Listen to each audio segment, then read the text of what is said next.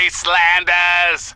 This is Three Dog Bow Wow, and you're listening to GNR. That's Galaxy News Radio, in case you forgot. Know what I've decided, children? I'm gonna start a book club right now. Wanna join? Good, cause you got no choice. Squeak. War never changes. This is the original Fallout, a game set in a world where an American capitalist country exhausted its resources causing ruin, and now presently, it's a game series that is being exhausted of its creative resources causing ruin by an American capitalist, blah blah, you get it, Bethesda. The game engine is, all of this just works. Yes, the irony isn't lost on me. The Fallout series has turned into just an exploitative IP, but have you ever asked yourself, where did Fallout start? If you're in my generation, then you most likely got introduced to Fallout 3 on the Xbox 360. For me, I was 9 years old, and I got my copy of Fallout 3 from Blockbuster. I never left the beginning town Megaton. Whatever mutated monstrosities that were out there in the wasteland scared me. Little did I know, the real horrors were already with me. That sounds like fun, doesn't it?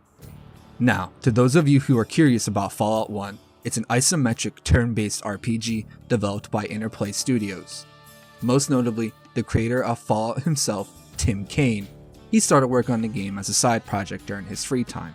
He was finally able to get the green light to make the game, with the help of a team including some famous names you might have heard of, like, and forgive my pronunciation of this, Fergus Urquhart, the CEO of Obsidian Studios, the same studio who made Fallout New Vegas. It took 3 years to make the original Fallout. In that time frame, the game faced multiple threats of cancellation or alterations of its core identity. Diablo 2 released during Fallout's development, and the publishers at Interplay were pushing for a multiplayer real-time action game just like Diablo.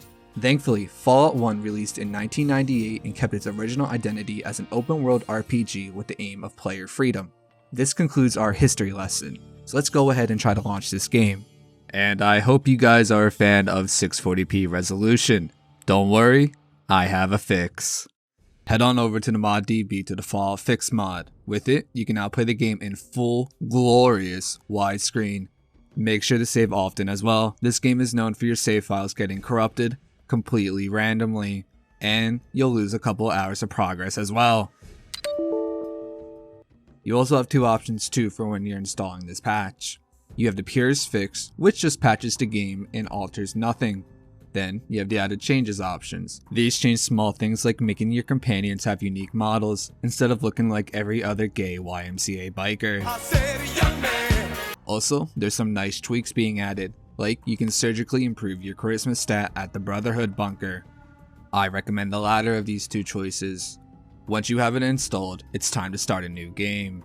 You're presented 3 pre-built characters to choose from if you so please. They each fill a different niche in gameplay. Take for example, Max Stone. His bio states that he's one of the strongest guys in the vault, so he has high hit points in strength and endurance. Strength to hit people harder, and endurance because of his great mass. Oh yeah. Oh yeah. Unfortunately, he's not the smartest guy in the vault, due to the fact that he was dropped on his head as a baby. No really, it says it right there. This equates to his intelligence score only being 4 points.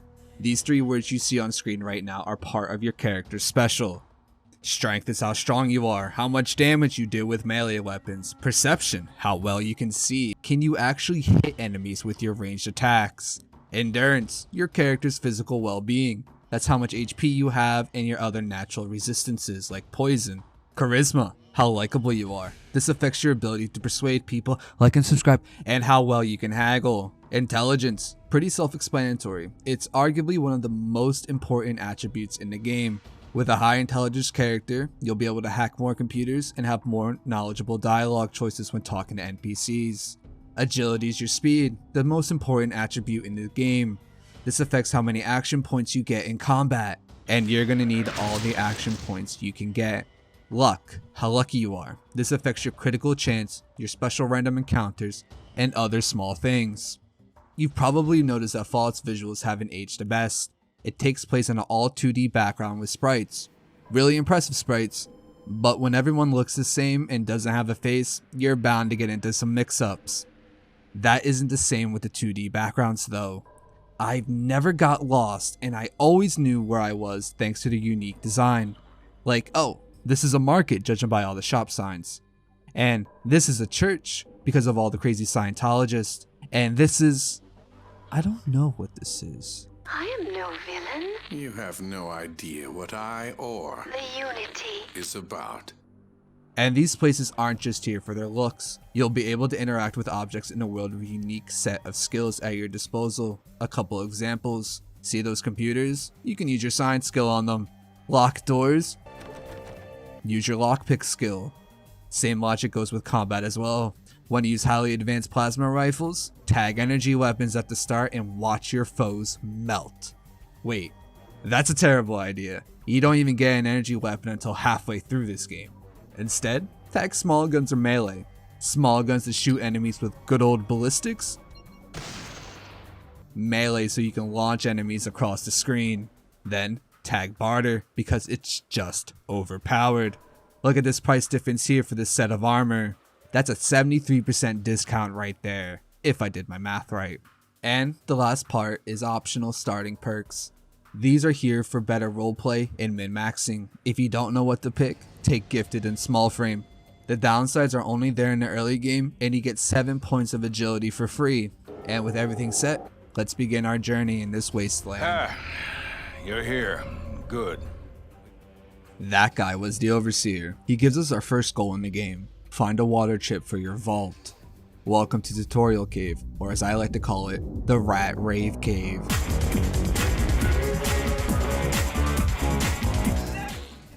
Here's our first taste of combat.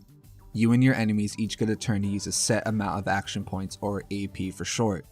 These are used for moving, attacking, and interacting. At the bottom you're shown your AP, currently equipped weapon, HP, and armor class. Armor class just dictates how good your armor is at protecting you. The higher the number, the better. You click on your weapon at the bottom and take aim at an enemy. You'll notice these small percentage icons indicating your chance to hit them. Pretty standard stuff. What is unique here is the VAT system. If you right click on your weapon, you'll choose to aim with VATs. This increases the AP of the attack by 1, but now you can attack a specific body part. If you hit someone in the leg with a sledgehammer, it'll cripple them. If you aim for the eyes, it'll cause massive damage, usually killing them in one attack. But you'll be spending most of your time talking to people.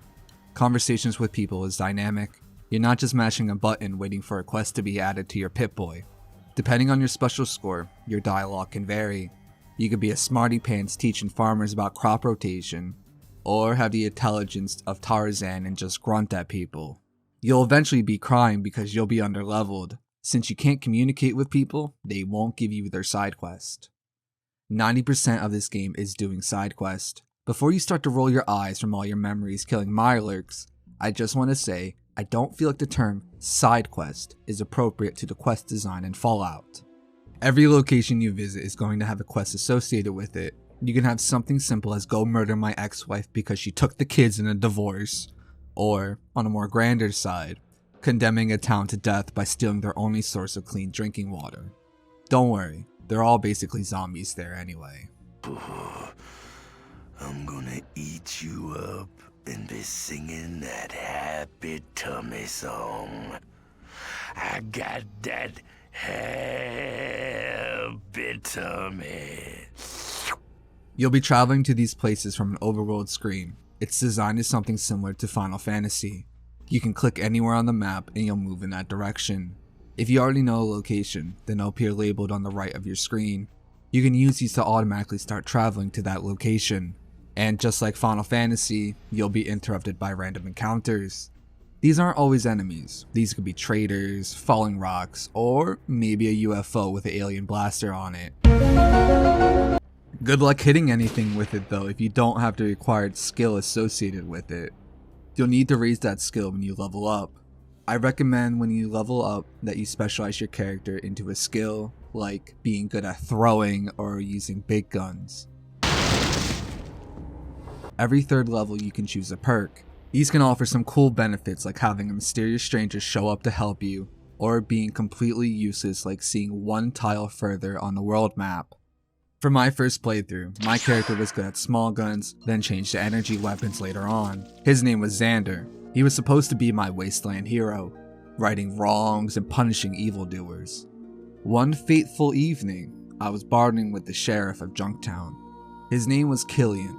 I traded some guns, ammo, grenades, usual stuff for supplies. Out of nowhere, an assassin comes in trying to kill Killian. The local police surround him, and then Killian tosses a grenade. It blows up, killing the assassin, the police, and Killian himself. I was dumbfounded when this happened, just thinking to myself, did this really happen? You see, Killian's the sheriff of this town, and he gives you the good karma quest. Now with him dead, I was going to have to reload a save and do it all over again. But then a light bulb went off. Instead of redoing it for a good karma playthrough, I'm going to roll with the punches and actually roleplay. So, my wasteland hero Xanthos, after the events I described, he had a realization. The only reward you get for trying to be a good person in this irradiated hell was just an early grave.